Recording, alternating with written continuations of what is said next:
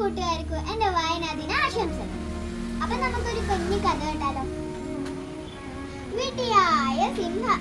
മൃഗരാജാവായ സിംഹത്തിന് വല്ലാതെ വിശക്കുന്നുണ്ടായിരുന്നു.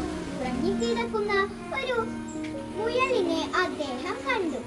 ഒറ്റയടിക്ക് അതിന്റെ കഥ കഴിക്കുക തന്നെ സിംഹം കൈയുയർത്തി.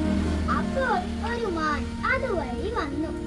മാനിറച്ചിക്കാണ് കൂടുതൽ രുചി, അതുമല്ല വയറു നിറയെ തിന്നാനുമുണ്ട്. മുയൽ ഉറങ്ങിക്കിടക്കുന്നതല്ലേ, പിന്നീടായാലും കിട്ടും എന്ന് കരുതി മാനിന്റെ പിന്നാലെ സിംഹം ഓടി. ആ ബഹളം കേട്ട് മുയൽ ഉണർന്നു.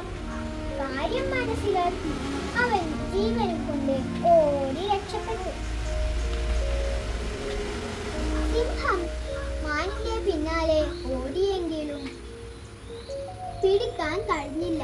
അത് മിന്നൽ വേഗത്തിൽ ഓടി ഒളിച്ചു. നിരാശനായ സിംഹം വിചാരിച്ചു, ഓ സാരമില്ല, തിരിച്ചുപോയി ഉറങ്ങിക്കിടക്കുന്ന മുയലിനെ അകത്താക്കാം. പക്ഷേ തിരിച്ചുപോയപ്പോൾ മുയലില്ല.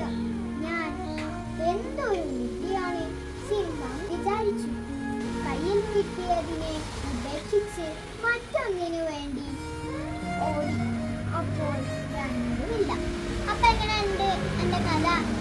അപ്പോ വേറെ ഒരു കഥയായിട്ട് പിന്നെ കാണാം. ബൈ.